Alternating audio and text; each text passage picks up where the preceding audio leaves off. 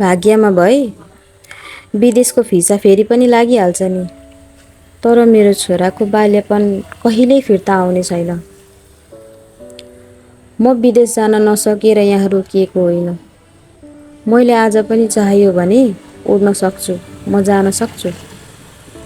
तर मेरो लागि मेरो विदेशको भिसा भन्दा पनि मेरो छोराको बाल्यकाल मेरो लागि धेरै महत्त्वपूर्ण छ। पैसा त म 2-4 वर्षमा कमाउला, तर उसले तोते बोलीमा बोलाएका ती बोलीहरू म कहिल्यै सुन्न पाउँदिनँ। उसले पहिलोपल्ट टेकेको ससाना पाइलाहरू म कहिल्यै देख्न पाउँदिनँ। उसले मलाई खोज्दा पनि उसले मलाई कहिल्यै पाउने छैन। यो सबै क्षणहरू म 5 वर्षपछि फिर्ता पाउने छैन। सबैले भन्छन् मलाई आफ्नो भविष्य बनाऊ, आफ्नो भविष्य बनाउने बेला हो, यो बनाउनु पर्छ भनेर।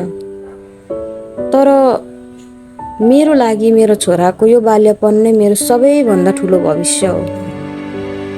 म यसमा धेरै नै खुसी छु। मैले मेरो छोराको भन्दा पनि मेरो आफ्नो खुसी देखेको छु उसको खुसीमा। मेरो छोरा हाँस्यो भने मेरो संसार उज्यालो हुन्छ। ऊ बिरामी हुँदा म आफ्नो संसारै बिर्से जस्तै हुन्छु। त्यही भएर मात्रै मैले विदेश नगएको हो। मसँग अवसर नभएर होइन, मैले रोजेको हो। यो निर्णय मेरो आफ्नो हो। म मेरो छोराको बाल्यकालमै रमाउन चाहन्छु र यसैमा